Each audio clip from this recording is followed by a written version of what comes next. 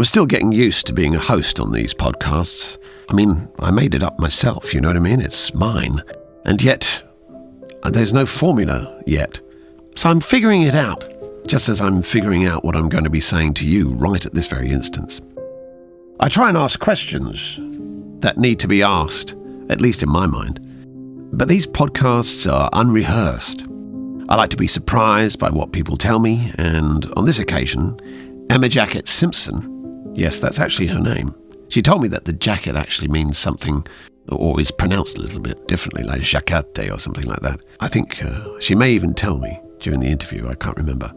But she totally surprised me by what she told me that she did in her day-to-day life. It's funny, I didn't realise my world was so full of, that kind of normal judgment we make about people. Not harmful judgment, not the judgment and calling somebody a particular name or describing them in any kind of derogatory terms. But the judgment that says that the person sitting in front of you can't possibly do what they just said that they did. You look at that person one way, and then they reveal a part of them which might be questionable in some recess of your mind or even at the forefront of your one's mind. And then you realise that their pursuit has a purpose, and you feel, wow, that really does have a meaning in their life. And Emma goes on to explain why she does what she does. And by the way, I had no idea that she was going to tell me what she told me, especially when we got onto the subject of dance. All will be revealed as you listen to Emma's story. As with all these conversations, I tend to jump around from subject to subject, looking for ways to remind myself of the humanity, not just of the person in front of me, but also of my own humanity, my own frailty, my own faults, my own foibles. I tend to see in Emma some of the things that I've actually been through, and it's wonderful to hear another person early on in their lives finding out about themselves quicker than I did, which is lovely, and it's brilliant. Thanks for listening, by the way. I'm grateful for you, the subscribers of the channel, and I'd like to thank you for sharing this. If you'd like to make a contribution, you can always go to the Patreon link, which I'll put in the description, where you can make a contribution to this channel and also to the Music of Charles, which it's www.patreon.com/the Music of Charles. And by contributing to that, it doesn't matter how much, you can help sustain and support this channel and allow me to get more and more people in this studio and talk to them more and ask them questions about their lives, which I hope help you. If you liked watching this video, please go ahead and share it. Go ahead and leave a comment.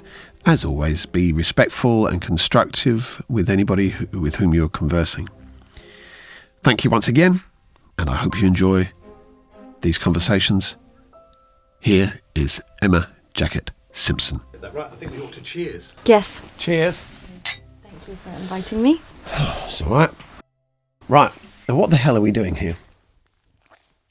You tell me. Okay. Well, I met you in a market. Mm-hmm. And you seemed very upbeat, sparkly. But sparkly's a word I use for people who've got a personality. Yes. No, I was not saying you've got a personality. No, anyway, yes, I just met you, thought you were very sparkly and kind of looked at the world in a kind of adventure. Yep. So I thought, oh, hello. So go on, Emma. What are you doing?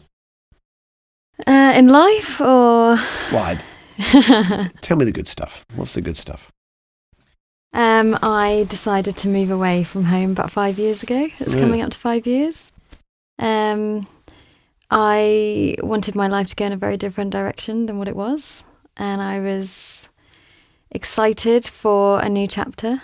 Funnily enough, the story goes, when I was a child, must have been about 10 years old, and our school homework was to write a time capsule.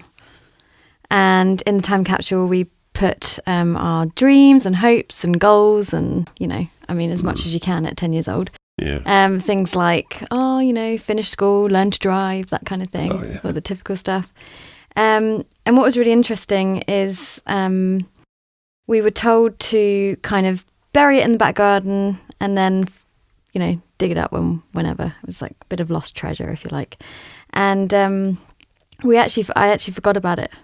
The teacher left and everybody had kind of either got rid of it or just left it in the back garden. And when I was 25, Mum was digging up she was doing some gardening or weeding or whatever, and she came across the time capsule in this shoebox.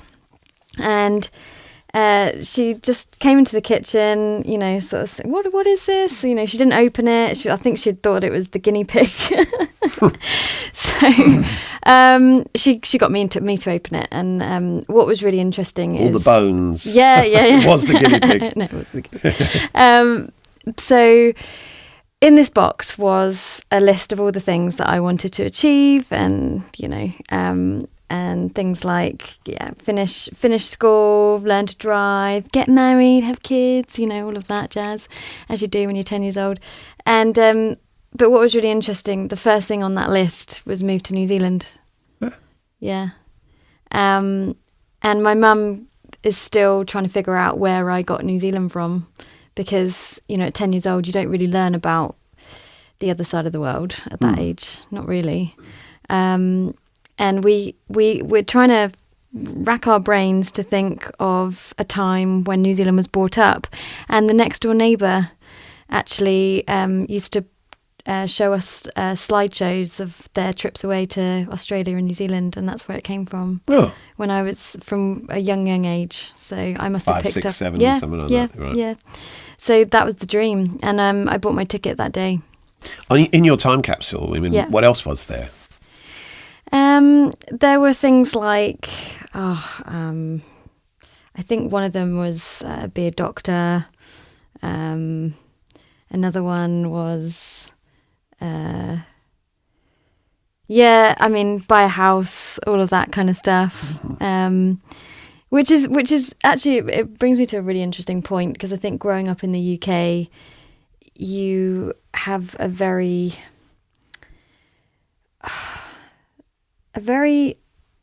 narrow view of the world. Like, I feel it's drummed into us from a very young age that you will pass college, you will get your degree, you will find Mr. Right or Mrs. Right, whatever it may be, and you will, graduate and get married, have kids, white picket fence, house, all of that stuff. But it feels like you're just going through the motions. You're ticking, it's a tick box. And you're not really actually being present, you're not living, you're not actually thinking about more adventures and creative spaces and all of that. And that was one of the reasons why I wanted to kind of go on my adventure and leave home. Well, I think, look, I was listening to, I think it was Tim Poole, and had a little bit of a theory.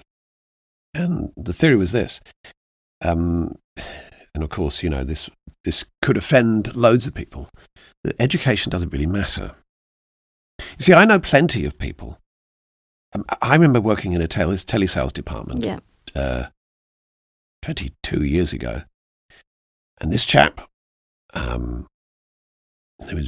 name was George.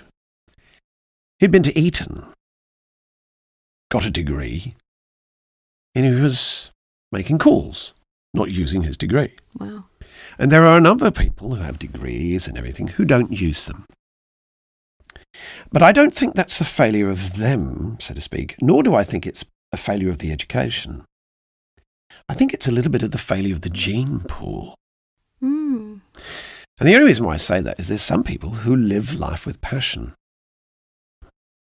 They have an education, they'll use it. They don't, they'll use it. Now, I'm going to say something to my shame. This bit of foam from out the side of the chairs, so we can afford all kinds of upholstery here. I didn't want that being on camera. So I didn't see it. no, it's all right. That's all right. I noticed these things. All right. But anyway, now I've dealt with that whole story. So, and so I don't think so, because, there's great teachers. Mm.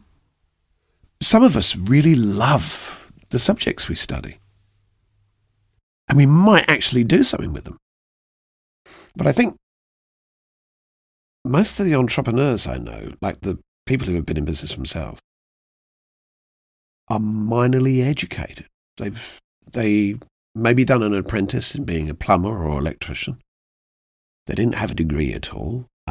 Some of the people I know who've created things spent time in the Navy, but became inventors. Mm. So I think, and I don't think this is just England.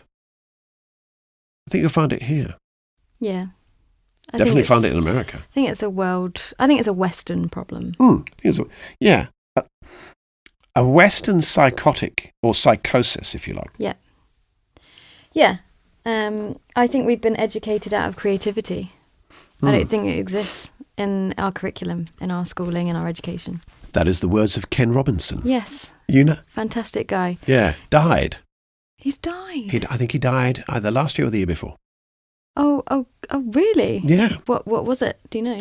I actually have no idea. I thought because he did that TED talk about 12 he to did 15 years TED Talks, ago. yeah.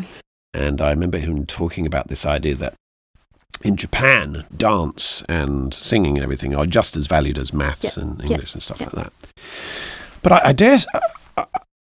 So what are your values? I mean, you must have a hierarchy of values that what comes right at the top, what comes at the bottom? That is a really good question. And I think authenticity has to be up there. What is that? Being able to be yourself. What is that? Not worrying about what other people think. Yes, not worrying about judgment. Not worrying about just being able to express yourself. Right. And just being able to live with who you are. So what does that mean, living with who you are? Whatever comes naturally to you, but not allowing other people to tell you that you can't live that way. I guess a prime example for me is unfortunately I grew up in a very conservative household, and some might say conservative, small c.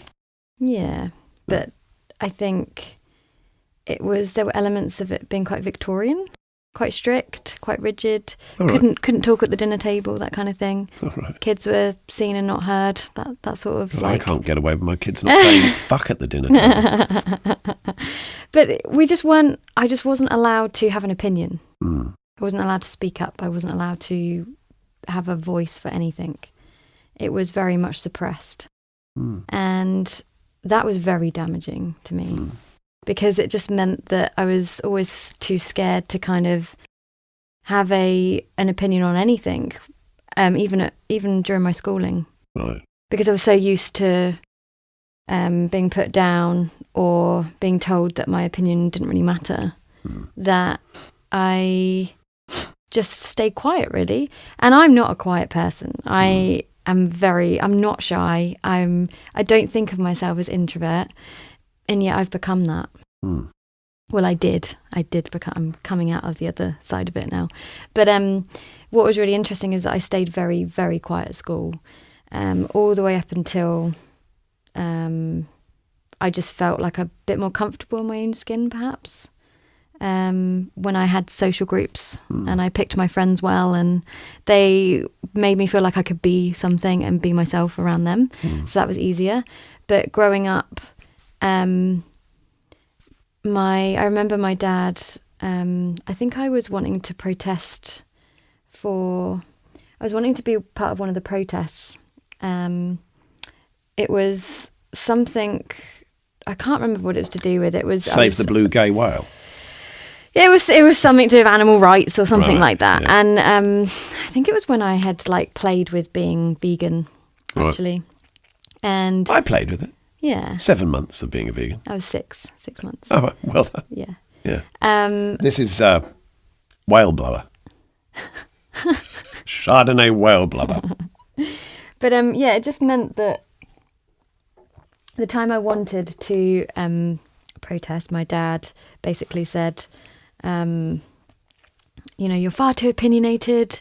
I don't want you taking part in this. I want you to just, keep the peace. And if you decide that, you want to protest later, then by all means do. But, while you're under my roof, I'd rather you didn't. And, just keep your head down. That's what he used to say to me, keep your head down.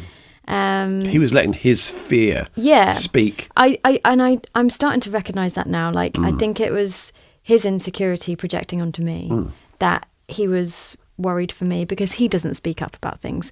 But I'm finding, just moving on to the whole ethos and culture of the UK, I'm finding that the general kind of consensus, if you like, that permeates the UK culture, I feel, is a lot of people just sweep everything under the carpet, don't confront their feelings, don't confront how they really feel about things, anything for a quiet life, anything to keep the peace.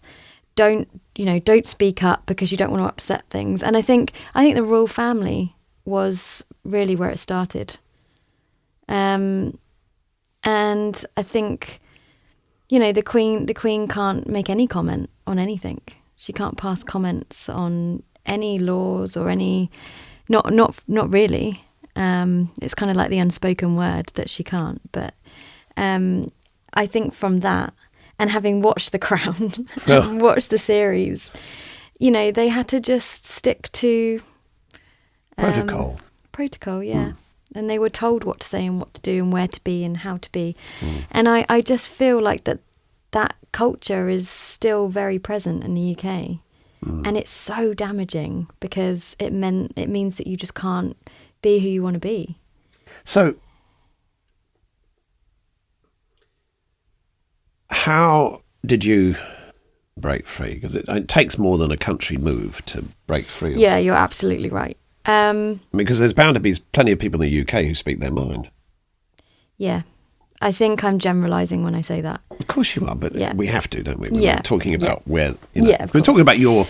But I hate this my phrase, experience. lived experience. I hate that lived experience. My experience, yeah, exactly. I think I'm actually still transitioning. I'm still going through that process because I'm actually in the middle of writing to my family about certain things that have come Don't up show for them me. this. You'll give the game away. Or maybe that's your hope. Maybe. Hey family, love you. Yeah. So I would say, how did I come away from that? Okay, so when I moved I went to Australia first. Did you? Did the whole traveling. Now, if you want somebody who backpacking. expresses themselves, go to Aussie. Yeah. Yeah, I think they're a bit too. You call that a knife? This is a knife. Yeah, they're a bit brash, aren't they? Well, I'm half Aussie. I don't know if I told you. But... I didn't. No, I didn't. I don't think you did tell me. No. My mother's from Townsville, and okay. That's why I'm a Townsville, loud, obnoxious. Right. Okay. I wouldn't say obnoxious, but definitely spirited. Thank you. Spirited. Thank you. That's a very, very British thing to say. When I went back backpacking, I was like a lost puppy. I must have had tourist written all over me. I left the UK in July 2016, and I came on my own, and I was terrified because I didn't actually know a lot about the world, if I'm really honest. Yes, I'd been through uni, and yes, I'd been through certain experiences, that grow you and character building and all the rest of it. But this was the first time I'd actually travelled on my own. And what they don't tell you in the brochures and at the travel agents is that your mind goes with you. And this whole thing around, you're going travelling to find yourself. And I really hate that phrasing because it's so cliche, but I was trying to find out who I was. I was very lost. Didn't just was so unsure of myself. And I think it stems from the fact that I couldn't be myself around family and all the rest of it. So when I went backpacking, it wasn't even then that I started to feel differently or anything like that. If anything, I felt more lost. And I think it wasn't until I got to New Zealand when I met my ex-partner, who, shall we just say that he made me realise a few things about myself. And it was definitely a growing point for me. And I realised that he made me realise just how miserable I was. And then, it went through the whole healing process and blah-de-blah-de-blah. And it's only taken me, I would say, it's only been in the last year that I've really come into myself and realised who I am. And as I mentioned earlier, I'm going through the process of writing emails to my family. And I'm basically giving them a story of who I was to who I am now, the things that have happened in between, the unfortunate things, my story. You're going to have to write that letter again in about 20 years. Yes, possibly. Yes. But I'm also listing my values. I'm also listing like who I am as a person, and I'm also going into the things I felt that they did wrong, where they, I felt stuck, essentially, is probably the best word of describing it. And I want them to know certain experiences that I've had in the last 5 years since I left home that they know nothing about. Right. So this is what the email's about, but it's actually turned into more of a story, more of a book than an email. I mean, I'm already on page 24. Page 35. 30. Oh, God, I was underestimating, wasn't I? So I wanted to throw in something there, just this whole thing about finding yourself. Yeah. I remember sitting with this Indian guru kind of chap. And I was very religious at the time. I say religious. I belonged to a church. Spiritual. Well, no, I wasn't spiritual. Fuck that. God, no. I don't think I was spiritual at all. I think they interlink. But... Oh, no. Well, so religious, the word religion comes from the Latin relegare, which means to embody or to tie together. So if you were looking for me in the true sense of religiosity, I was not tied to my faith. Okay. And over years I was pulling away from it, but this isn't about me. But I was sitting with this Indian chap, and he said to me, "What do you know who you are?" And I said, "I believe I'm a child of God." And he said, "Well, then you don't know who you are." And I felt offended. But over the years since that time, which has been, 10 years, I came to a conclusion that the question in and of itself possibly isn't as valid as we would like it to be. Now, some people are going to, this is, say this complete hogwash, because the words, "do you know who you are supposed to be about you finding yourself, searching and all this kind of thing. But I thought about it, what he said to me, that why I was offended. And I thought, what was his authority to tell me that I didn't know who I was? Because all throughout my life, my religious experience has been about, do you know who you are? And I wondered about the validity of the question. Why were these elders saying, you don't know who you are? Where did you come from? Why are you here? And all those kind of things. And I thought, my God, that creates anxiety. Mm-hmm.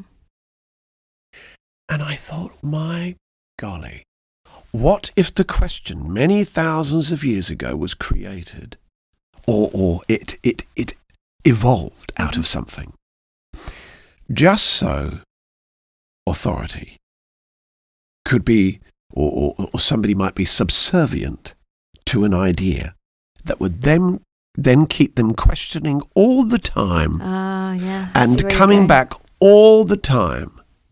And if you didn't find the answer there, it would be here. You need more faith, Brother Humphreys. You'd always come back to it. You'd always come back. Yeah. I let the question go. And guess what? I'm not anxious. Because I'm doing exactly what I need to do. I'm developing relationships with other individuals.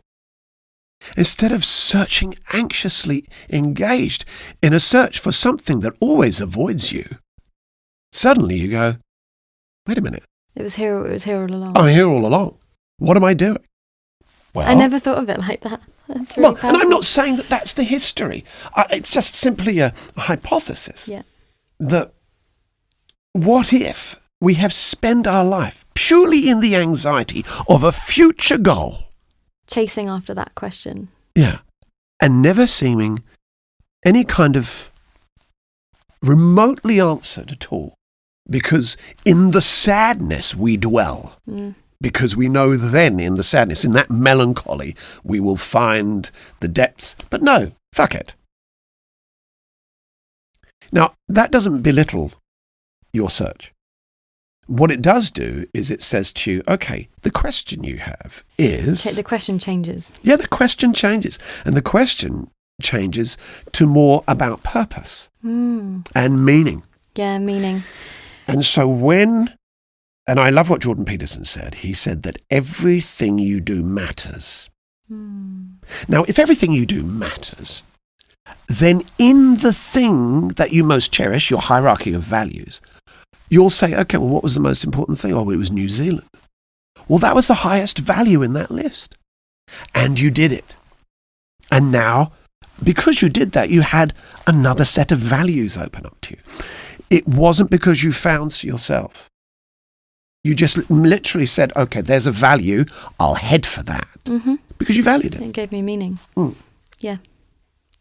I think the interesting thing here is that question of finding yourself I feel like it's only really become a question that's been posed to us over the last, 20, 30 years. Because prior to that, we're now the era, or the generation rather, of self-awareness, growth. We're constantly trying to grow. We want more and blah-de-blah-de-blah. Whereas the generation prior to us, or rather my grandfather's generation, was about surviving because of the post-war era. So we have a different purpose. We have different meaning. And I find that really interesting. So do I. Because one of my favourite things. Yeah, because I don't think it was about, for them, they didn't even know to think of those questions, because they hadn't even thought about what was mental health to them? What did mental health mean? What did depression mean? They'd never really experienced, well, they had experienced it, but they didn't know that they were experiencing it, because their whole idea was getting food on the table. Yeah, so it is amazing how we've evolved to have that question, answered for us. So this really does revolve around values, doesn't it? Because I remember reading a lovely little article about when the white-coated psychologists came to Africa. And basically there was a white person in a white coat in a white room sitting down with an individual discussing their depression. When the African tribes would do this, if there's somebody who was really heavy in their hearts and they were finding it hard enough, the whole village would sit the individual in the middle of the village and they would dance around him or her until they smiled. That's lovely. And I thought about this because we have become quite clinical. That's the Western model though, isn't it? Yeah. Now, I don't want to, and I know because we talk about the West, but I don't want to devalue Western values, because there's a load of amazing values. Absolutely, yeah. But I think the thing is that I was listening to Eric Weinstein, and Eric Weinstein said something very interesting. Now, here's a person who believes in evolution. He's a man who sees, but he also sees religion as part of that evolution, that we are religious creatures. we give meanings, a metaphysical meaning to things of which we have no understanding, yet we say, well, okay, we don't like this these days. We don't say, well, that was God. But in a sense, there's a deeper set of values that, and I listen, I'm not a believer really anymore. I mean, I guess you could say I'm agnostic. I guess you could say, I don't know. I quite like Jesus as a bloke. I mean, I do. He seems to be a historical. He's pretty cool, isn't he? Yeah, well, you know. I think the thing is that Stephen Fry said something very interesting. The Stephen Fry did the motion to... Yes, I know that. But he said something very interesting. He said that the carpenter from Galilee or the carpenter from Nazareth would not recognize his church today. No. But we tend not to, in our modern setting, look to the archetypes. We don't tend to look at the mythological and gain any value from them. Where I think, God, look, even if we took a biblical story like Jonah and the whale, Jonah had a responsibility to preach to the people of Nineveh. He ran away from his responsibilities, got chucked off a ship because they thought it was bad luck to have him around. Well, you think about people who run away from their responsibilities and not reliable, you don't want to have them around. Gets chucked off the ship, gets swallowed by a big fish, all right? And then he turns around to God and says, hey, look, I'll go back and I'll preach. Just let me out of this big fish. But that is us, right? And so even if we took that as a form of mythological lesson learning, it's something that we don't usually find in a textbook. I would say that's a really interesting point. And the whole culture around textbook, my schooling was textbook. Everything was a textbook. Anything that, there was nothing on the whiteboard, nothing on the blackboard. It was just a case of open your textbooks to page 20, whatever, and basically regurgitate that information and then revise it and then learn it for an exam. That's not educating yourself. That's just, regurgitating information. You don't learn anything from that. There was no understanding of why that was important. Take the periodic table, one of the most important things. I mean, we are made up of the elements, but that wasn't explained to us. Right. We were just told to revise it, learn it, and that was it. Was that something I said to you? No. That we were made up of the elements? No? Oh, I just wonder. It's something that I say quite often to my students. Oh, that's interesting. Well, no. You see, because many of my students won't have a religious experience, so to speak, because they're young and most of them weren't brought up in it, they won't see themselves as divine or royal or noble. And what I do within the framework of posture, is I say tall in the spine and a touch of nobility. And nobility is a way in which you can open up yourself to vulnerability, even though nobility says you're not vulnerable. But that's because nobility gives you the sense of bravery, courage. You can face anyone. And if taken too far, you think everybody is subordinate. But in the act of singing, everyone else is, because you are the star. Now, I don't say that with any kind of, what's the word? Putting my audience down. But in the act of nobility, what I say to them is that even if you don't believe in a divine being that's created you, you are divine, you are celestial. Because what could be more celestial than being the parts of an exploded star? Yep. Which brings the whole, the thing about connection and how we're all energy and we're all basically made up of each other and we're all part of everyone. And this is why you've got to be kind to people. We've got to come together as one, not fight each other. So I think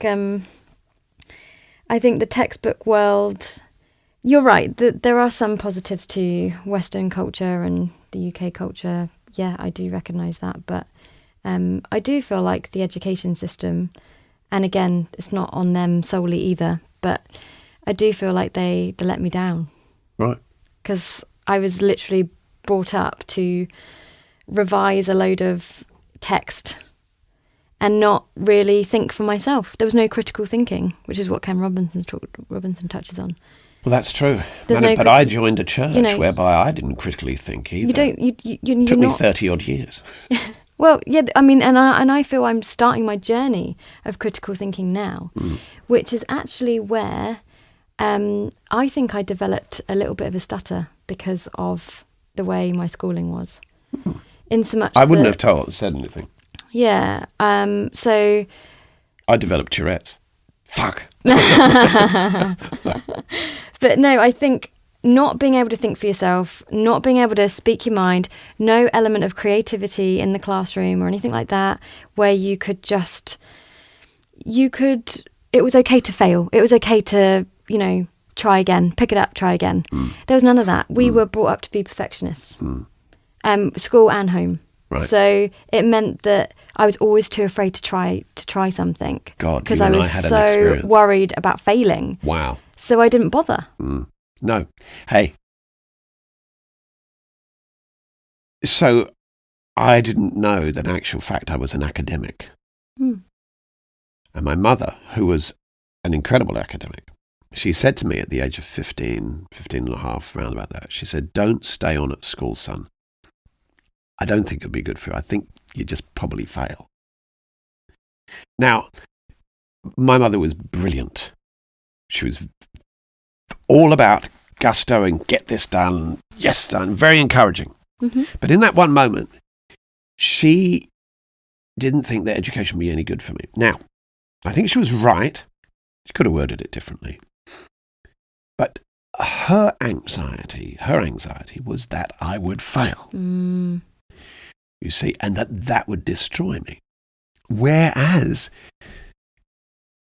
there was the banging doors again, the banging doors, such as a podcast in your basement and other beings up above you. But anyway, so, and I don't hold a grudge against her, by the way. I don't hold any kind of ill feeling towards her at all. She was just an amazing woman. She had an IQ of 155. Wow. She was a member of Mensa. She was one of the top mathematicians. She had a fabulous, fabulous brain. Where the fuck did my brain go in terms of maths? But anyway, the point is that, yes, we aren't allowed to fail.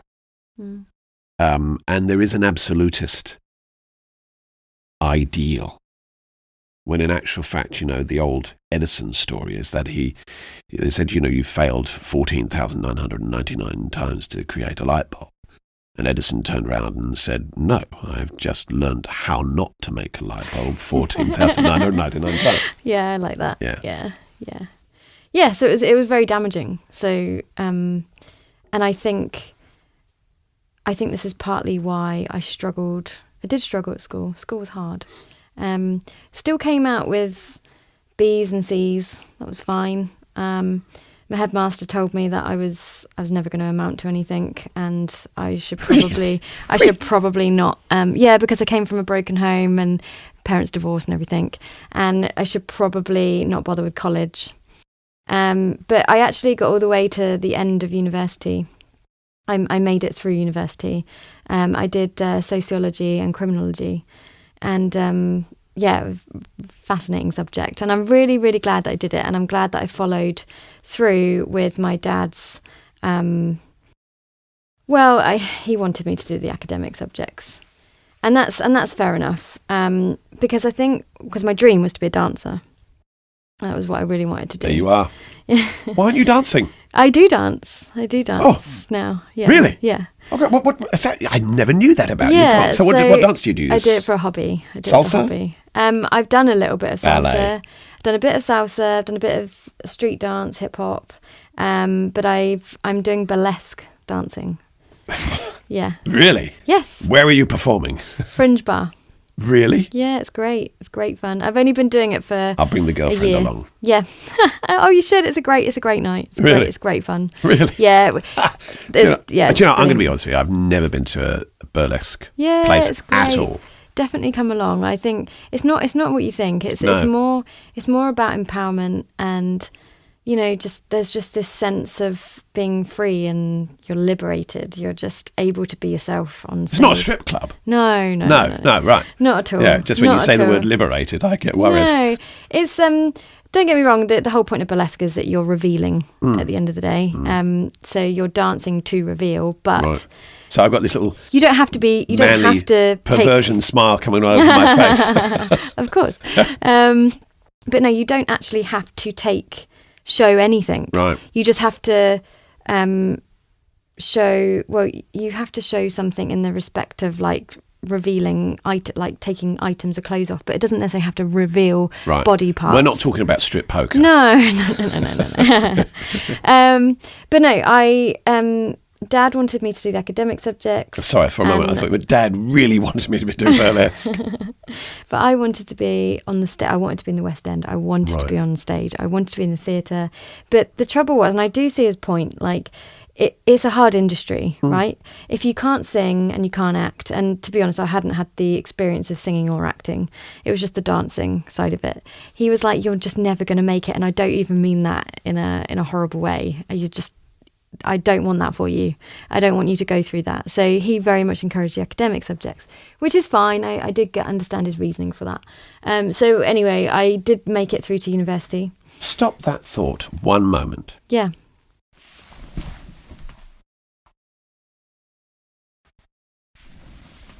I have a friend.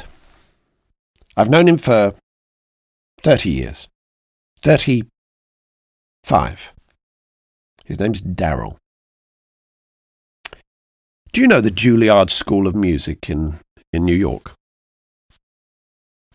Probably, if not the most prestigious school of music in the Western world. I actually have not heard of that. Okay, the Juilliard School of Music. Okay. Well, Julia. Juilliard School of Music. Yeah. Okay. So, it's just the creme de la creme, and it's in New York. Anyway, this is my friend Daryl, who I've known since I was 14, so he's about 5 years older than me. I first heard him sing a song called Stars from Les Mis. That's when I first heard him, and I just thought, wow, what a beautiful voice. And I had just started taking singing training at the age of 16, so he was 22, 23, I think, when I heard him. So he's about 57 now? Sorry, Daryl, if I've got that wrong. You'll see this. This is what he wrote on his Facebook page one day ago, yesterday. Yesterday, Juilliard announced that I will be appointed chair of the voice teacher faculty this fall. I am as surprised as anyone else. Now listen to this. I think of my dear Mr. Smith, my music teacher in high school, who saw me graduate, having failed my music O-level. A few years later, a careers advisor told me that I should give up on the music path. Never give up on your hopes of doing something you love, folks. My 16-year-old self just didn't know it yet. You see, there is a good chance you could fail at any bloody thing. But it's better to fail at something you love. Yeah. Yeah. Look, when people get married, they don't get married to get divorced. No. The ideal is to stay 50, 60 years married, have your 4, 5, 6, 7,000 children, be the mother and father to the grandkids, be fit and healthy and what have you. It's all ideals. They don't have to work, but the ideals, it doesn't make the ideals invalid. Look, my wife died 5 years ago. It's not ideal. No. Had I had known she was going to die at close to 50, well, should I have said it's not worth the journey? No. And that's the deal, you see. I'm glad you're doing the burlesque thing. Why didn't you fucking start acting and dancing? If it's not in you, fair enough. Yeah, I think the acting, to be honest, I think the main reason I struggle with the acting is just because I've never been in a position where I feel confident enough to just be out there Here, I'll do a test with you right now. Oh, no, please don't. Yes, come on. So, this is something I do with my students. One of the reasons why we can't face an audience is because we haven't faced ourselves fully. Yeah. And one of the reasons why we haven't faced ourselves fully is because we haven't faced our ugliest self. Mm-hmm. So, one of the things I do with my students is to make the most ugly sound possible. Ah, ah. It's funny, isn't it? Can you make that sound? Ah, go on. Ah! Ah, yeah. And just get better and better at doing it. Ah! Ah! All right? And then you see, when you become somebody else for a while, you learn what it's like to be you. And it's a very interesting thing. Now, the reason why is because it's far easier to be somebody else. Yeah. I tell you, this is your skull, and in it I shall place the bullets with the gun. Now, okay, I like being somebody evil. It's very easy. So practicing to be somebody evil is quite good. And I think that's actually, exposes part of you, you see. Yeah, I think to be honest, it's all about being vulnerable. And, in the words of Brené Brown, legend, she, makes her whole PhD is based on vulnerability, courage, shame, and all of that. And you can't be courageous without being vulnerable, because when you're courageous, you have to put yourself in a position where you expose yourself. And this is what burlesque was doing for me. I was going out on stage and getting down to pasties, nipple tassels, and just swirling them around and just having a blast. And if you told me I was going to be doing that a year ago, I would have just laughed. Right. I would never have done that. Right. So to be able to go out on stage, not only by yourself, but to reveal parts of because we all have body hang-ups, right? Yeah. I certainly have body hang-ups. So, it's also... Is it your hunchback? Of course. So, we all have things that we don't like on ourselves. Oh, absolutely. But it wasn't just that, was it? It was the fact that I was still in a very vulnerable place anyway with who I was. So to actually break through that and just be somebody else. Yeah, you're right. That's where you do discover who you are. Yeah. I think that's really powerful. Well, it is, because you see, the thing is that we are so afraid of showing ourselves, but we have no problem with showing somebody else. Yeah. Yeah. And that actually is one of the reasons why I don't like it's a different subject, but I don't like the culture of calling someone out. Because it's very easy to call out somebody in terms of their mistake. Depends how you do it, though. Well, I think there are two avenues. The law. If somebody's broken the law and you know that you've broken the law, go through the law. And you see, and I think that's important. The Me Too thing was very important. Yeah. But I think also some people, they like that Kevin Hart thing. 10, 12 years ago. He made a really homosexual comment, didn't he? Homophobic. Homophobic. And it was in a comedy skit 10, 12 years ago. I didn't think he should be called out for a sin, because he doesn't tell those jokes anymore. He's changed, his values changed. Look at President Obama. In the first term, he didn't support gay marriage. In the second term, he did. Was he allowed to change? Yes.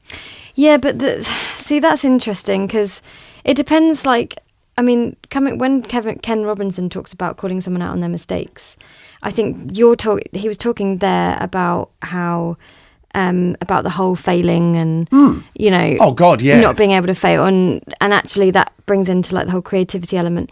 But when you're talking about making someone accountable, I think that's a different story. But you can make somebody accountable. I don't think you need to shame them. Right, okay, so you can make somebody accountable, but you don't need to ruin their lives. Yeah, agreed. And I think even failing somebody who's involved in rape and pedophilia or murder I think even a thief, somebody who's committed a terrible crime, right, along the lines of, I don't know, I can't think of crimes, but rape, pedophilia, and accepting. The serious ones. Okay. Yeah. I think everybody deserves not just a second chance, but a third chance. I think people deserve chances. Well, because we are constantly growing, we are constantly Absolutely. changing. Yeah, I do agree with that. But I mean, for instance, have you been in a position where you've been so livid by somebody's actions or comments that in your mind you thought, God, I could kill you? Yeah, absolutely. Now put that thought on display and be judged for it. God, I could kill you. How are you going to feel? Really? You want all those thoughts on display and be shamed for them? That's what's happening today. Yeah. And I think that's the thing. There's no compassion. There's no kindness in that. And you were quite right. Yeah, I think, if you take away the shame, you make somebody accountable, but you don't necessarily put them on public display. Like the whole thing with Kevin Hart, he should have been reprimanded for that, definitely, but not perhaps in the way that. But he couldn't have been. It was 12 years ago. It was in the past. It was something that he did, and he never did it again. So, at what point was he told? Was I don't know. Right. Okay. Is it something that came to bite him in the ass later, basically? Yeah, that's right. Okay. So it wasn't actually at the time that he got told off. No. And the thing is that I couldn't remember the story. Apparently he didn't get to do the Oscars because of something he did 12 years ago. Right. Okay. Got you. Now look, is the sin still relevant? I don't know. He did say he was sorry and so, but I don't think people should be ruined for past sins completely. No, I'm making exceptions. There are exceptions to the rule. Of course, yeah. But I think most of us, if you were to run through our lives, we'd have a fucking litany, and we'd be in fucking prison for our thoughts. Well, the thing is, when you shame a person, it will make them worse, and then. Well, that's right. They dig in. They dig their heels in. Yeah. So, and then you're made to feel bad for putting them in that situation. So then who are you to do that? Right. Right? Exactly. So, yeah, you're absolutely right there. I do agree with that. But the whole accountability thing, I think, is really important. But I think where does it stem from? Well, the thing is, we live in a blame culture. We do. We live in a blame culture. Everyone just wants to blame other people. Because they want to virtue signal the arse out of themselves. Yeah, because they don't want to actually sort of say, actually, I fucked up. I'm really sorry. Can we try this again? Nobody wants to be the person to say that. I would like to think, and I'm by no means perfect, but I would like to think that is something I have grasped over the years. If I've done something wrong, I want to put my hand up and I'll, But at the same time, I don't expect to be reminded of it. I don't want that resentment to linger. Yes, well, the resentment is something that's unhealthy for that individual. Yeah. They don't realise that. Most people don't realise that the resentment they hold for something that you've done is not hurting you. Yeah. I think it was it Mark Twain? Mark Twain, yeah. Mark Twain said this. I might be wrong. It might not be Mark Twain. But let's just use it and say it's him. It says, hatred or anger is like drinking poison slowly and expecting the other person to die. And it tickles. That's great, yeah. Yeah, it tickles me, that one, because it's so true. I mean, if I hate you, Emma, which is very hard. If I hate you, you don't know. You don't know. And so here I am, disintegrating with bitterness. Yeah. Well, because actually it's affecting the other person more than it is the person that's actually done wrong. It's like when you hold on to resentment, I've got a lot of resentment I'm holding on to for many, many people. And it's something that I'm learning to let go of because it's not serving me. It's only making me poorly and actually... Because it affects the body. anxiety inducing and all the rest of it. Yeah, absolutely. I mean, holding on to that it's not about forgiving. It's not about forgiving them even. It's about forgiving yourself. So you need to, I have been through some shit, shall we say, and there is a You can say what you like. there is a particular person that I'm struggling to forgive, but at the end of the day, it's not about forgiving him. It's about forgiving myself. What do you want to forgive yourself for, without being too explicit? If you don't want to be. I want to be able to forgive myself for going back and trying again a relationship. Yeah. Right. Giving him another chance, giving him multiple chances when it was staring him in the face that he was just a bastard, to be quite frank. Right. But, that didn't serve me, and it's still not serving me. I mean, this has been a roller coaster, and I just need to let go of it, really. But it's this particular individual it's been really hard. So I'm trying to think of ways to do that. I've read a lot of books. I've seen therapists, I've seen counsellors, and it doesn't seem to be, doing the job. So I need to come to some sort of peace with it myself. You done tapping? I've heard about tapping. I haven't done it though. Okay, so there's a number of things that you can do. There's a morning ritual that I've started to do a lot more of and what have you. And it's all about embodiment. It involves... Yeah. Because it's your physical responses, right? That's right. Yeah. And also, I'll give you a name after this. Okay. There's a woman who does neuro-emotional treatment. Ooh, and what it does is that she found that there were 3 cranial breaks in my skull, all related to episodes where injuries were not taken seriously. Really? Yeah. Yeah. One when I was 11, one when I was 19, 20, and one when I was about 37. One when I fell on the ice and no one was around to look after me at the age of about 11. One when I fell on some more ice, funny enough. All of these are water-related, funny enough. When I fell on some ice and the chaps around me, they dragged me over to the side and I tore my skin off in Canada on the side of my face in minus 15 degrees. So the ice had pulled my face off. It was in the shape of like a small map. It was quite funny. And they took their cameras out. And we're not talking about mobile phones. This is 1990, beginning of 1990 in Ottawa, in Canada. In Canada, and they took their old snappy cameras out and took pictures of me. And you see what happened. That I didn't realise this, but this creates an underlying trauma of my injury not being taken care of or taken seriously. And then the last one was I was going down one of those water slide things, and I hit my head, and I went blind for about a minute and a half. And everybody laughed, and I can understand why they laughed. It's not me going on. You do laugh when people fall over, and so I have nothing against the people who laughed at me before. But what they didn't realise is that in actual fact there was a small injury that happened, and I didn't know either. So on those 3 occasions, the individuals who were involved didn't take the injury seriously, right. And I didn't get care, and so. Now, look, did that affect me majorly in life? No, but there was a physicality that was held on to as a result of the emotional trauma and also the physical trauma itself. So there's that. And another thing that this lovely lady, I'll give you her name, I won't say it over the mic.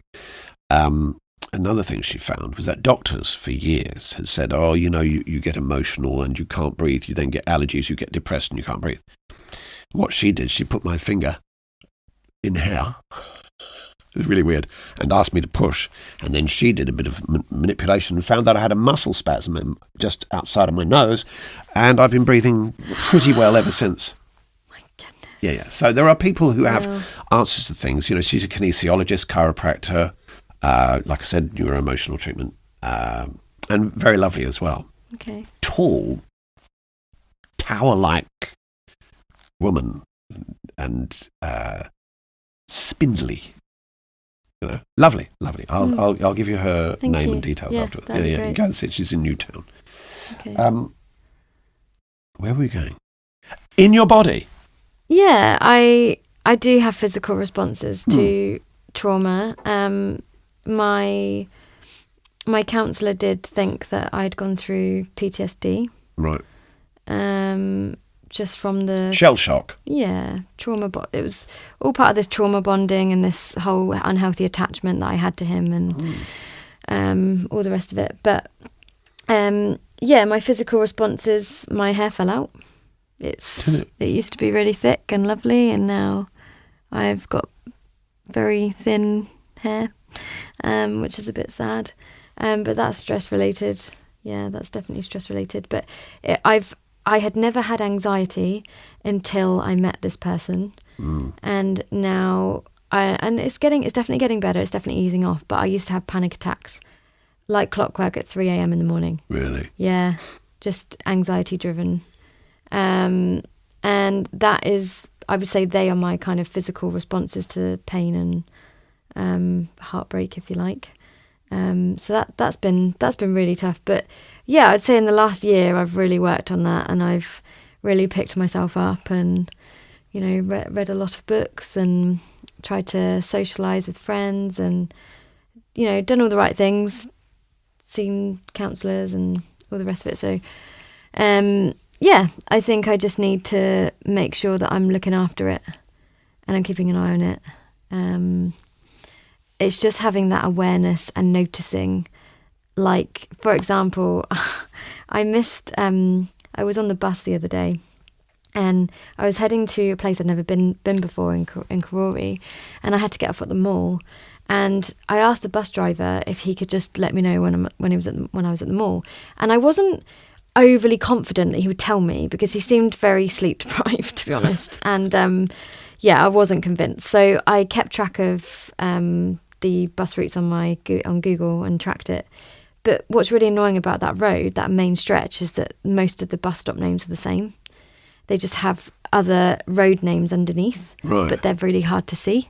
So anyway, he drove past my stop, and it was going to then take me another half an hour to get to to my friend's house. And I was already late, and I hate being late for things. I'm always on time. I'm always very punctual. Well, you were very early here. Yeah, I'm always very punctual. So I got off the bus, and I actually just got myself into a right state, and I got myself really, really upset. And it was such a silly thing, because it just meant that I had to walk, 20 minutes or whatever further. But I know what I noticed is that what was coming up for me was my anxiety and just this pressure. I was beating myself up. Oh, Emma, you're so stupid. How did you miss your stop? Yeah. You're rubbish. You're useless. And I'm listening to all this mind talk, and I'm really noticing that I'm talking to myself like that in a really unhealthy way. And I stopped and I said, no, you're not. I'm not going to let you talk to yourself like that. And usually it would ruin my afternoon, but it took me about 20 minutes to kind of come around and actually realise that I shouldn't talk to myself like that. So it's little things like that that are actually going to help me, I think, along the way. So I'm keeping an eye on it. But yeah, I think it is all about, I feel like we don't look after ourselves. We look after other people. We worry about other people. We don't actually put ourselves first. And I feel that is very true of society. Sadly. My love interest said to me recently, look, you're getting a bit older now. Don't you think you ought to get yourself a new pair of jeans and buy something for yourself? Yeah. I think we're forever, we want to appear like we care. We want to appear like, I think we're brought up to believe that putting other people first means that you care. But actually, if you're not caring about yourself, you're no good to anyone. It's the oxygen mask. Oxygen mask analogy. Yeah. I was just about to say that. Yeah, that's really right. With the aeroplane, yeah. I think my mum especially is forever putting other people before herself, and now she's miserable, and she isn't any good to anyone. Right. Sadly. So it's. Well, I can make a claim now. You see, I have this. It's funny. I was talking to myself this morning, doing my self-talk, which I'm doing. I mean, it's funny.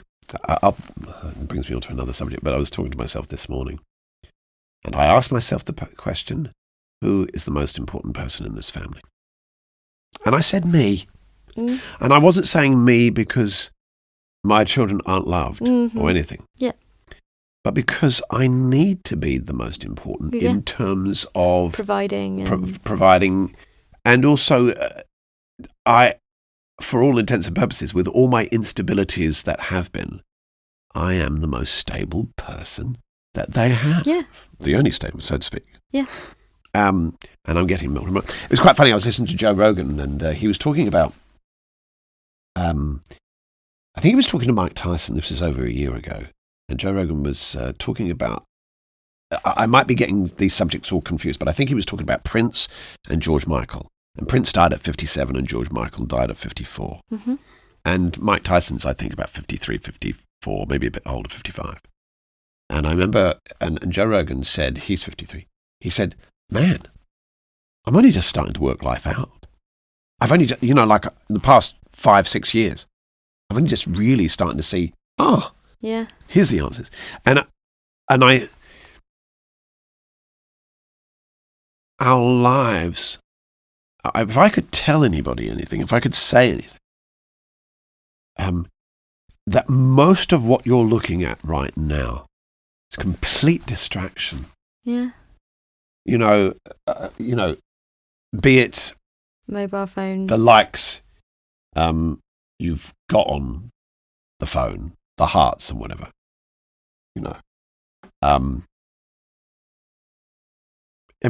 Every single time I pick up the phone and I go to Facebook, and I use Facebook, one, as a communication tool. Two, yes, I do like other people's stories, but it's also a business thing for me where I share my songs and everything else like that. And also, it's I do like connecting people. But every time I'm there, there's a new app talking about make the perfect photo.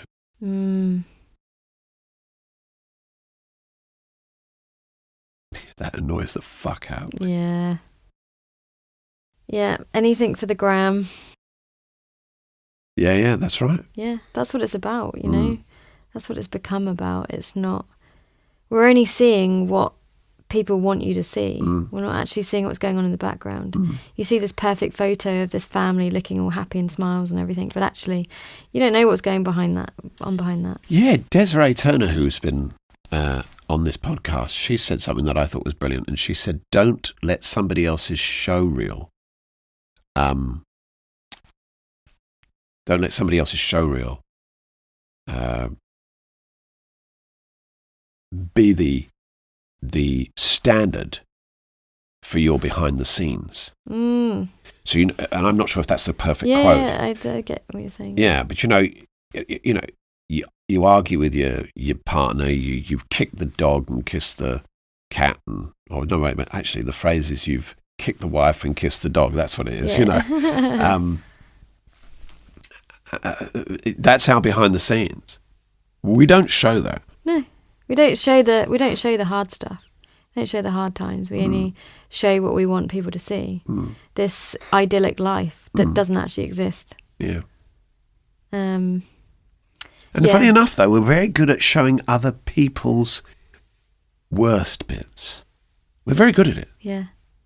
Look, some people will say, well, if you're in the public eye, you deserve it, But I think, look, my value is I want to entertain people. Give value and everything. Look, anybody could tear me to pieces. There's enough in my history that says, oh yeah, he's a hypocrite. All of that's easy. But that's your history, though, isn't it? That's in the past. And I will create more history for which somebody can criticise. Yeah. I think people are easy to criticise other people and not look at themselves. And remember that, there's never been a statue erected to a critic. Yeah. People with great change. People with great change and faults. Martin Luther King, great change, but apparently he was a philanderer. Now, I don't know how true that is, but apparently he was. Gandhi got his cousins or nephews or nieces to sleep next to him naked, or he was naked, to test whether or not he could control himself, apparently. Right? You know, I mean, God. I mean, there's a whole race issue with America. There's a whatever. But I think we're better. I think we're better today than we've ever been. And sure, there's lots of issues. I think maybe you're right on that, but I think it's that the media are highlighting our faults. Well, they have to. 10, 20 years ago, it wasn't as highlighted because we didn't have that much media attention, But also because bad Reporting news has sells, changed. negative news sells. That's right. I mean, British tabloids are disgusting. Well, here's the interesting thing for me, and I love this idea because it's exciting.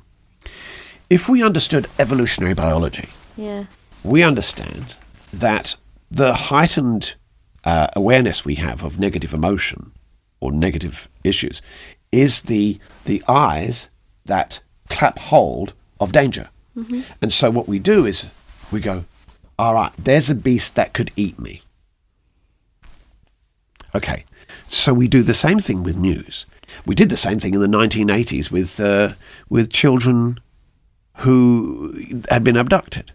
There had been very few children abducted, but suddenly it was highlighted. Yeah. I was listening to Richard Curtis. Do you know Richard Curtis? He's director of Love Actually. Oh, okay. Yeah. Great film. Writer, brilliant. Not the 9 o'clock news. I think he also did Mr. Bean. I'm not sure if that was purely romantic, but anyway, Richard Curtis was just is a fine writer and brilliant at comedy and situations. And he was talking to what's his name, Murphy, Gasingaru Murphy, the Channel 4, can't remember his name, Krishna Murphy, Doesn't ring a bell, no. Yeah, anyway, it was Channel 4, and he said, isn't the world like this? Don't we live in a terrible place? And Richard Curtis said this, look, there's a young girl who's been abducted, murdered, she's 4 years old, and it's on the front page or it's on the news for about 8 weeks. Mm-hmm. But what wasn't on the front news was the 30,000 children that have been saved from malaria. Yep. That's true. Yeah. He said, here's a man in a movie who's a soldier. I don't know what the movie was, but he said it's a soldier who goes AWOL and rapes a pregnant woman. And they say a realistic view of what the world is. And Richard Curtis says, well, I do Love Actually, and they call it an unrealistic view of relationships or anything else like that. And he says, well, wait a minute. How many soldiers are going AWOL and raping a pregnant lady? Whereas how many people are falling in love every day?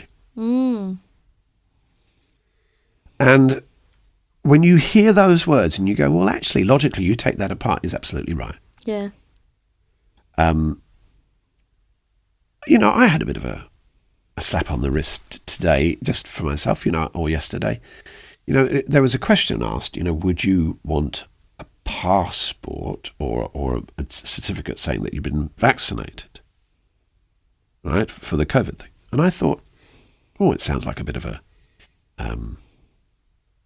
intrusion, like all seeing eyes.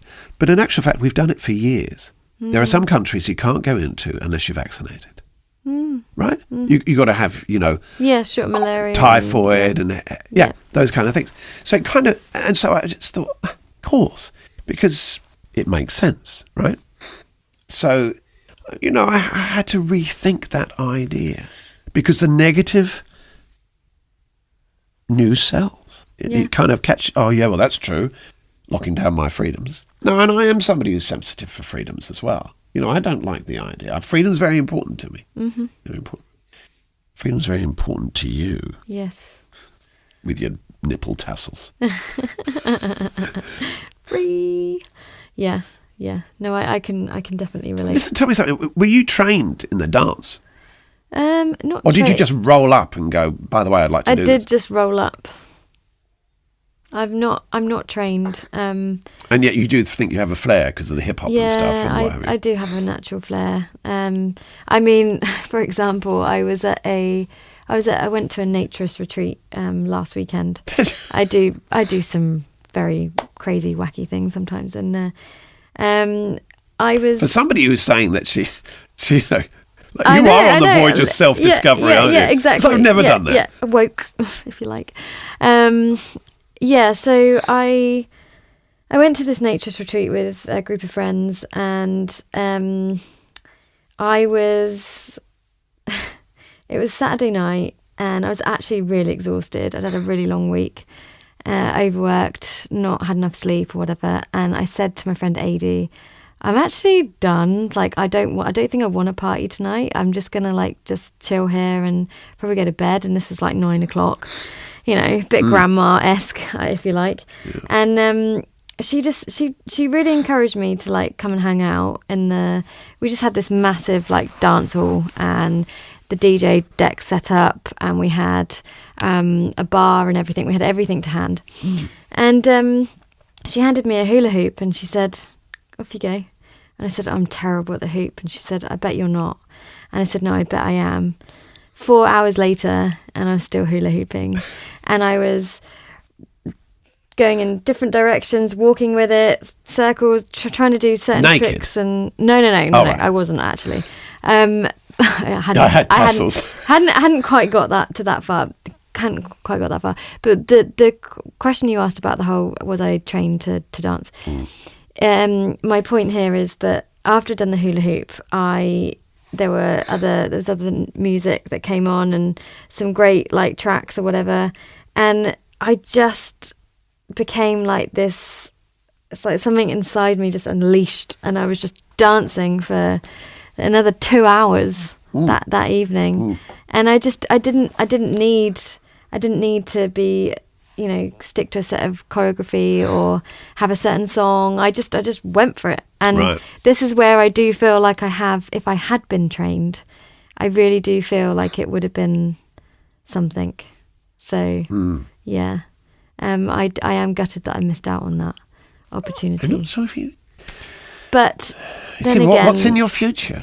Then again, I'm 32, so I'm not totally past it yet. No, listen, okay, up until I was 37, I had fabulous flexibility. And one of the things I could do was to go down. I was about that much off the ground in a box splits. Box split? Yeah. So I can't do it today.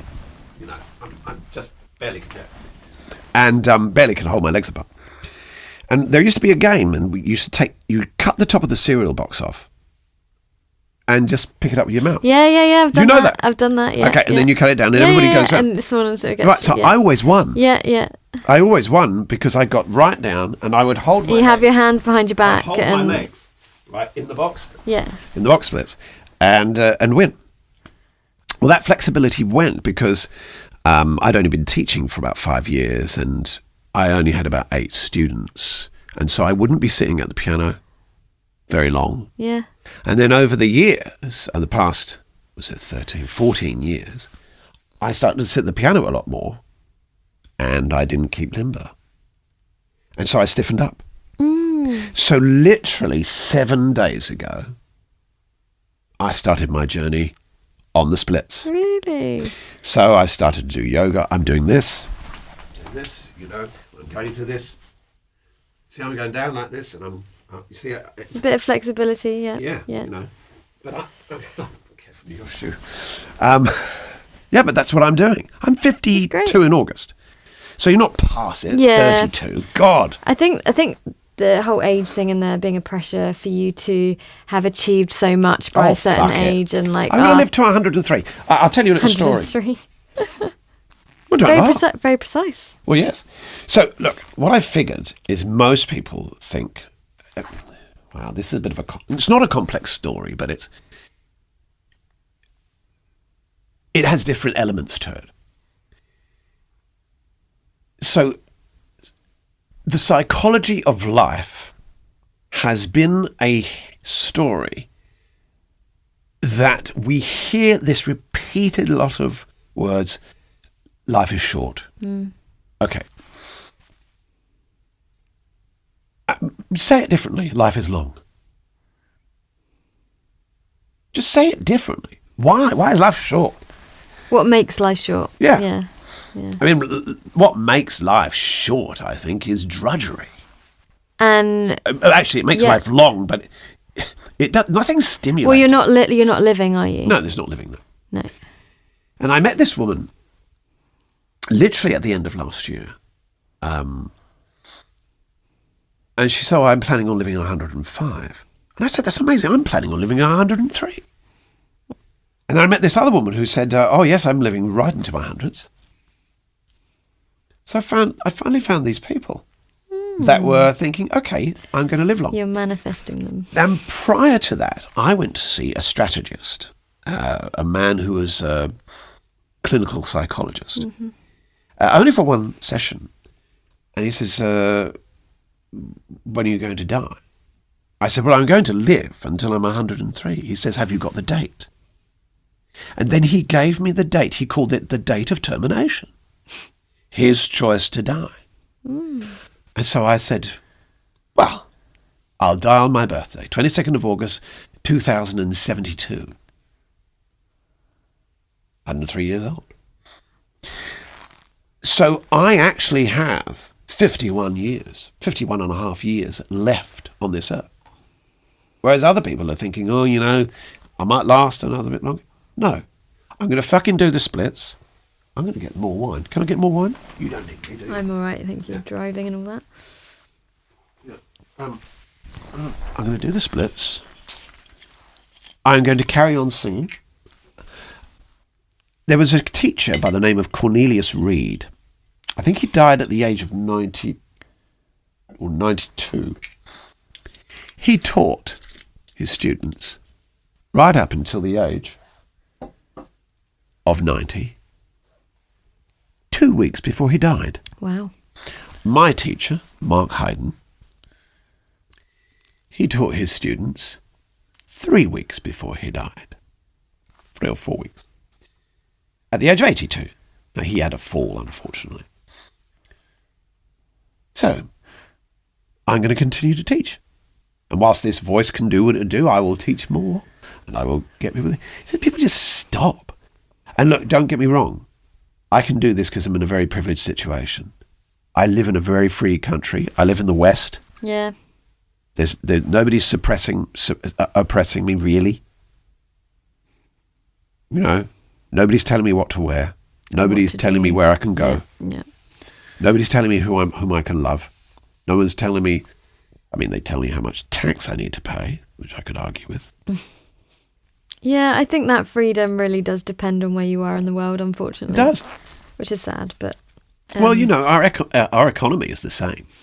For instance, 200, 300 years ago, the Germans would have loved to have an ocean next to them. Because that would allow them more trade in the Atlantic and in the other seas. But they haven't got one. Yeah. So some people would like more mountains, so they have more spring water. Yeah, we always want more. We always want more. Some ask for the sun, and they want to live closer to the equator. Some people want to get away from the equator because nothing grows in the 50-degree heat. Yeah. 50-degree heat. Yeah. Tell me, what does Emma end up doing when she's 75? I want to be... I still want to be counselling people and talking them through some trauma and, guiding them, helping them in some way or another, caring for other people. I'm a very caring person. I'd certainly like to think so. And I do get a real buzz from that. Do you? Yeah, real buzz. But just being able to just do my own thing, not worrying about what other people think or... Because that's been such part of the narrative, hasn't it? It's been this whole, of this conversation. But also, your life was... And my life, yeah. Just being able to do my thing. Sit in a hammock with, I don't know, 4 kids around you. Yeah. And a loving husband. Yeah. Maybe not husband, but don't know if I can recommend husbands. Yeah, I'm not for the whole marriage thing. Why is that? I don't know. I've just been put off, really. Have you? Yeah. See, I want to marry again. Oh, that's great. That's really great. It is a very sacred thing, and I do respect it. I do respect the sanctity of marriage, but unfortunately, I've grown up around divorces and breakups, and I could probably only name a couple of happy couples that are still together and are still married. And you've obviously got a very beautiful story, but I've just, in my humble experience, I've just not had good experiences of that. Have you ever, Bill Burr? Bill Burr, the comedian? No, it doesn't ring a bell.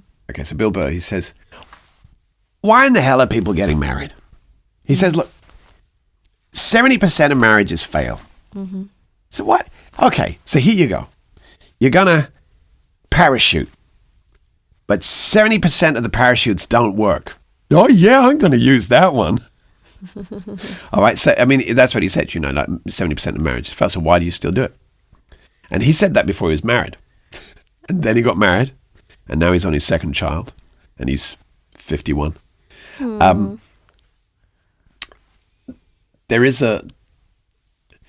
There are some historical things to do with marriage that people don't consider, and it's no fault of their own.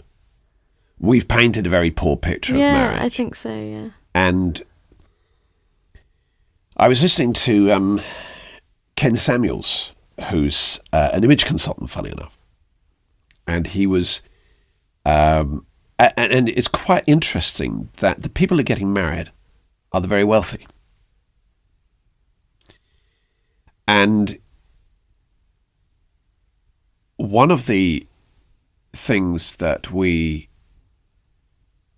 have done is that we have made marriage only a consideration of the rich.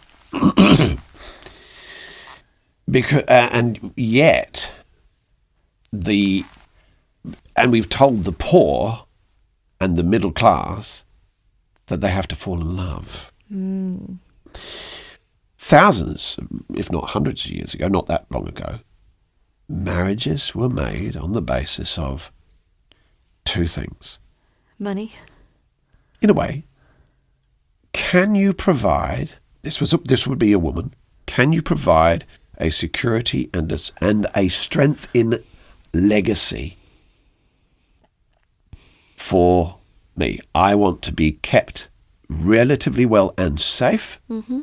Now the man, right? Every man has a predatory hunter set of evolutionary genes in him. Mm-hmm. And he was looking for, what do I have to do in order to get my genes duplicated with the very best woman? Now, though that may not have been a very conscious thought, the man's value was, I will work hard, create an income, fight, do my farm, whatever it is, and the woman would, see, they both had who would be the best gene pool provider. Mm. And it was economy. Now, we still have that in us. We still want to be attractive. Mm. We still want to be seen by individuals because we still like the idea. We like to be able to say, hey, look, I'd like you to create genes and join our genes together to create our beautiful babies. Yeah. Yeah. But we base it on love. Mm-hmm. And I'm not saying that that's not an honourable legitimate reason. Legitimate reason. But there is a far more pragmatic and possibly longitudinal thing, and that is that most, at least in the Asian countries, have it. Yeah. He's a good one. He's got a good job. He's a good mate for me. He's going to be a good, attractive person to reproduce with. Yeah. Tick, tick, tick, tick. I know. It sounds crazy. Yeah. Sounds crazy. I saw a lovely couple. They were Japanese, and they were introduced. This was years ago probably 1930s, 1940s. And they said, oh yes, my mother and father, they negotiated our marriage and we got married. And he said this, I loved his kind of English, he had that Japanese, he says, and then I saw her. She came from behind a tree. I realized I will fall in love with this. It's funny. Parents did the choosing. And they were married 60 years. That's nice. There are some stories out there. I think, I'm not suggesting that it can't happen or, No, it's all shit. Yeah. I'm not saying I won't change my mind or whatever, but I think, maybe I will. But yeah, I don't know. I think over time, perhaps I'll see it differently with healthier relationships, because I've had very unhealthy ones. And I think my view of love is very skewed. So, yeah, maybe over time I'll have some nice experiences. And There's a lovely little song. I fall in love too easily. I fall in love too fast. I fall in love too terribly hard for it to ever last. And I think that's true of everybody, Sometimes we just want love so much so. Well, it's the oxytocin, it's the dopamine hit, it's the rush of it's the best feeling there is. There is no question. I mean, I've done a lot of drugs in my time, and I've done the good stuff. And I can honestly say that love is probably the best drug. Love is the drug that I'm thinking of. It is the drug, and it's once you've got a taste of it, it's hard to get off. And I'm still finding that it's really tough. Oh God. But yeah, there's definitely. I think you can fall in love with yourself. I really do believe that. And I think, is it in the same way? Is it the same feeling? I don't know, because I've not got to that point yet. I'm starting to like myself. I wouldn't say I'm in love with myself. Well, you know what? Stay there. But I want to, I want to stay in it. I'm quite level. I'm leveling out, which is nice. It's a comfortable space to be in. Yeah. Oh God, I mean, liking yourself is a big deal. It is. It is. Because I have lots of reasons to dislike myself. Yeah. I know what I've done. I know who I am. I know my thoughts. Yeah. Right? Yeah, absolutely. I'm with you on that. Yeah. Yeah. You don't like me either. No. I wouldn't say I'm perfect. Far from it. Fuck no. I'm sure. No, I've got lots of faults. I'm sure I've had, there have been times that I've, sort of said or done the wrong thing, and I'm forever, beating myself up. But the thing is, I'm human. And the whole thing about growing and changing and over time and learning from your mistakes, and I believe that we can all grow. I think that was one of the most valid things you said this evening, not to say that all the other stuff wasn't. I'm human. You see, human, if you kind of extrapolate meaning from human, it says work in progress. That's what human is. I mean, it truly is. Well, yeah. I mean, that's what human error means, right? That's right. So, give yourself a break. I think we're very quick to... We're our own worst critics. We're very quick to... I wanted to say... this is a purple chair interview, don't you? Yeah. I'm going to mention this.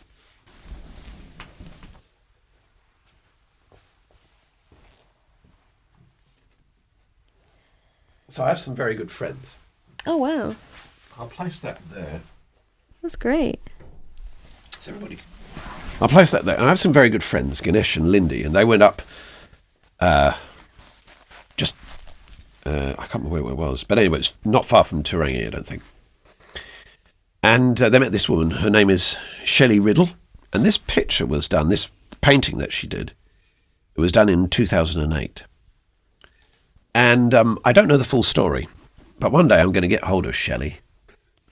I'm going to talk to her, and hopefully if she comes down, I'll get this discussion.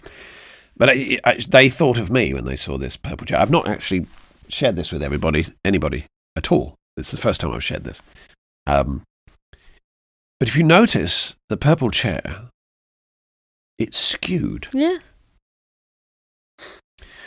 And I don't know what meaning she had in it. But I know that she had mentioned to Ganesh and Lindy that this comfortable chair, this chair, was lopsided. And for me, that's life. For me, the purple chair, or any colour chair, but anyway, the chair, we sit in life. And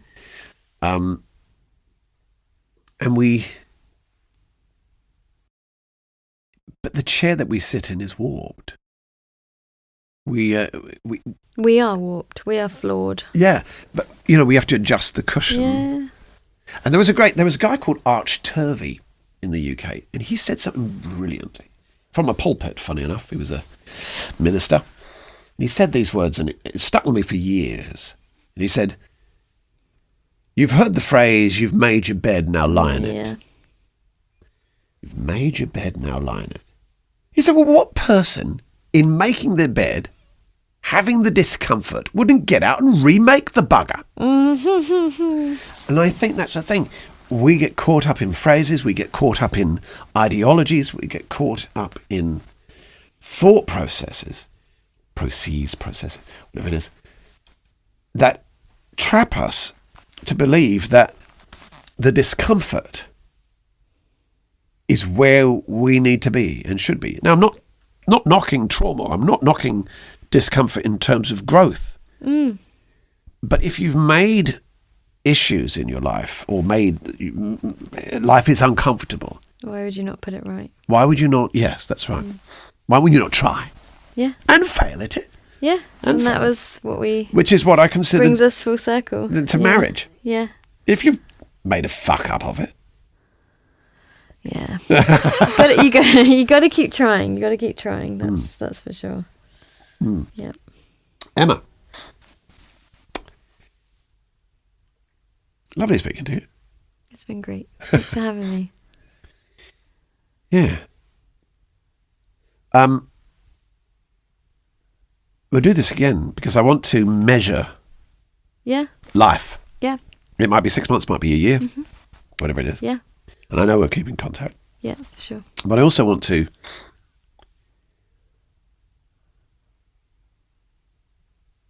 see how much the spark increases.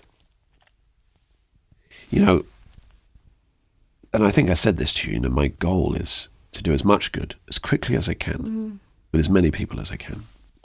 And I think you're one of those people who earnestly has the willingness to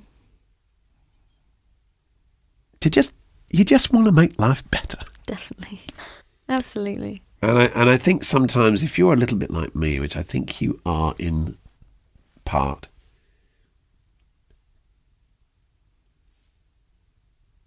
there's a part of you that says, can't you see my intentions? Just see my intentions are good. I am going to fuck up. But look. The heart is there. The heart is there. Absolutely, yeah. There's definitely more sparkle inside of me. And it's interesting that there's still so much of me that I can give. And I still feel like, I've got friends that sort of say to me, oh, you're like the happiest, most positive person I know. And I'm like, you wait. There's still more of me, to come. So yeah, I'd love to do this again. Yeah. Repeat this in 60 years. Yeah, that's right. Just keep going, see how far you go. Yeah. Listen, have you started any psychology courses or anything like that? No, because I'm waiting to get my residency. Right. Yeah, so I've applied for it. Let her stay. Yay! Let her stay. I've applied for it. It should come by, hopefully, fingers crossed, by Christmas. Right. Which point I would be able to look into courses and things because I could get the residency rates. Right. Yeah. Okay. So right now you've got a working visa, have you? Yes, I'm working for Education Payroll on I'm working. My job is tied to the visa. So, right. Yeah. So I'm gonna just get my head down, work through it, and then I mean, obviously I'll do things along the way, you know, course you educate will. myself, read books and read up on things. But, you know, in terms of actual courses, I have to wait till I can afford it, really. Yeah, Until it's affordable. Because international course fees are ridiculous. Really. So, thousands. When we're off camera, I've got some recommendations for psychology. Yes, perfect. I should tell you that my singing teacher was, he studied the psychology of music and the psychology of voice. Now, I never did. He was a far better teacher than I am. But I started learning with him when he was 57. And my hope is that by the time I'm 57, I'll be like him. But he studied the psychology of music. And one of the things that I learned from him that I'm relearning now is that he didn't need to say a lot. And a bit at a time, people worked things out. And I was talking to a student this evening, who remains nameless, and I said, I can see what you're doing. You know what you should do, don't you? And you're thinking. You're thinking about that space. You're thinking about where that should be. I said, well done. I said, you see, I didn't tell him anything. I've created a framework and they figure it out. Yeah. And I think, anyway, that's what my teacher did with me. And I think there's two things that everybody should do. First of all, I think everybody should go and see a psychotherapist. Oh, yeah, I completely Especially if they agree. don't have a grandmother or grandfather. Yeah. Even if you don't have problems or significant problems or think you have problems, everyone should see a therapist at some point in their life. Yeah, Absolutely, definitely. it's very credible. I went to an anger management one. I've done psychotherapy for about 6 years. I've taken about a 3-4 month break at the moment. I'm going to go back. It's great. Because I'm finding it really hard. Yeah. So It's very valuable. I want to see you start that course after your visa comes through, your residency comes through. I'm not sure if I've got the guts to go and see you at the Fringe Bar. No, that's fine. It's not for everybody. It's. I'm not sure if I have the guts, but I might get the guts if I get some ladies with me who might affirm the possibility that I'm watching. A lot of. To be fair, a lot of women bring their either partners or male friends. Yeah. It's just a bit of fun. Like it's really not what you think it is. No, and that's the problem, it's isn't not it? We're, seedy. It's not. We're used to the it's just Christina Aguilera fun. and Cher kind of. Definitely not that. That kind of thing. So, So I have one thing in my head. Well, put it this way, I'm not sure if I'm allowed to advertise this, but well, here we go. In August, beginning of August, we're doing a Live Aid 1985 burlesque show. Oh my so God! we have to. Do they know it's Christmas? So we have to perform one of the acts. Queen's already taken, but I'm going to do Bowie. Oh, are you? So, yeah. We could be heroes. Rebel. Didn't he do Heroes as well? I think he did it with Annie Lennox. I might do a melody. Medley. Even. Medley. You might do the medley. A medley, yeah.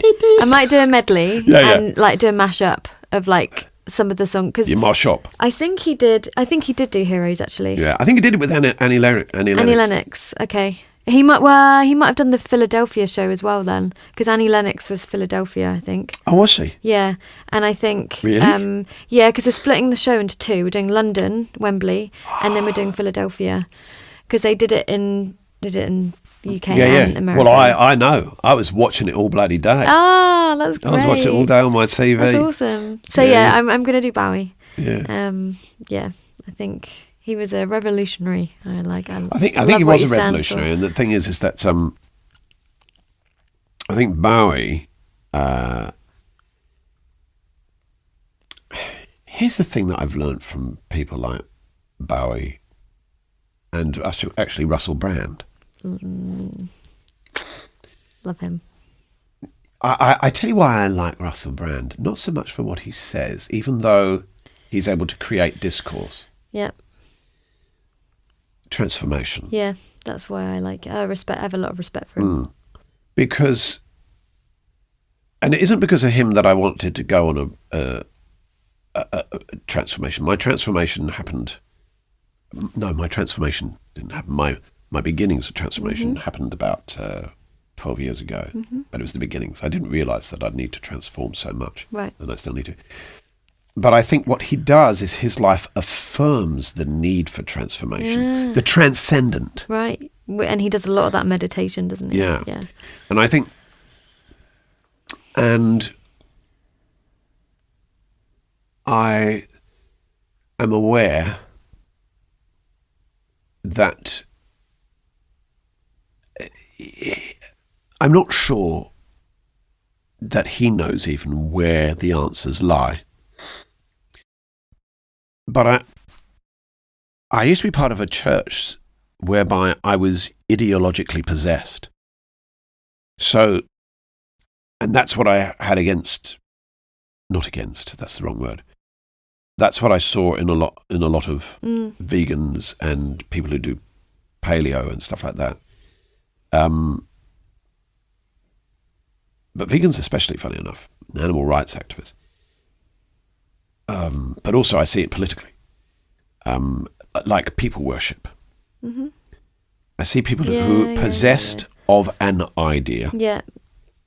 And there's nothing wrong with that idea. There's nothing can go wrong with that idea. Yeah. They're very attached to this idea. Yeah. Yeah. And so much so that the way in which they view the world is through that idea. Yeah. And they're not willing to see any other point of view. Yeah. Yeah, but also that it's impossible to live differently. Yeah. You know, I've got a wonderful friend called Fran who's a vegan, but she sees things broadly. And it's so lovely to meet somebody like that.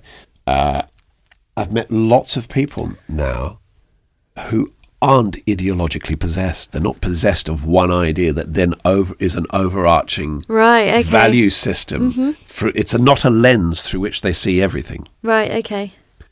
And I think... It's not so narrow.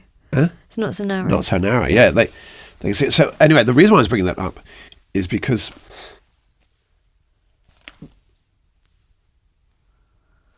Bowie is an archetype of transcendence. Yeah. Because he was able to be a multiple set of images. Yeah. Multiple styles. He wore many hats. Never lose relevancy. Yeah. And